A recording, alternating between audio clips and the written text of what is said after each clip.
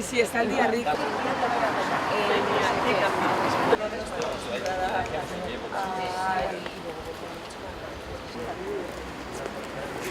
ese es el patio. Se podría esto así de grande. Todo el mundo para Miribilla. En ese tema no haría nada. ¿Para cuándo está más o menos previsto que se finalicen las obras? Cada fin de año creo que estará esto. El presidente es que no... En principio ahí retrasaron la... Por eso tenemos que cancelar. ¿Esto qué? Porque ahí no se puede pasar. Cuando pasamos con el coche de niños y eso... Vale, y eso yo voy vamos con a ver la ahora. Sí, silla de vamos a ruedas, ver las dos aceras. Es que no te queda otra para tener la prueba bien. El brazo ruta tiene una acera mínima. ¿Sería posible plantear un ascensor ahí en ese hueco al inicio? Aprovecharíamos este paseo. En las escaleras, dice. Aquí en estas En escaleras. las escaleras. En vez de Eso estábamos escaleras, viendo ahora. podemos poner un ascensor.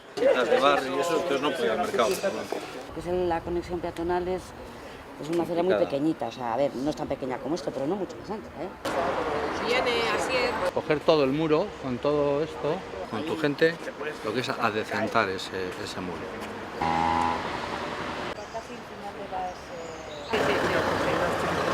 Al final, donde están las viviendas... Es al otro lado, Es aquella la que habría que... Para mí, prioritaria de Ancher es aquella.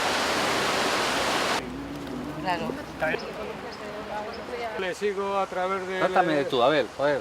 Le Trátame sigo de a tú. ver qué pasa cuando Charcuaga...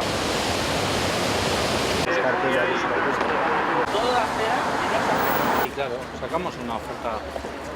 Porque no saben, habrá pasado, no habrá pasado y se vienen y a veces le cogen. Es que en 40 lo cojo. O sea, bueno, yo entiendo que... O sea, empieza a ser en Bilbao. ¿Seguro? Sí.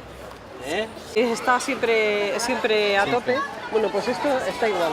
Andan en bici o patinete. Y se acaba de hacer aquí de Eso es.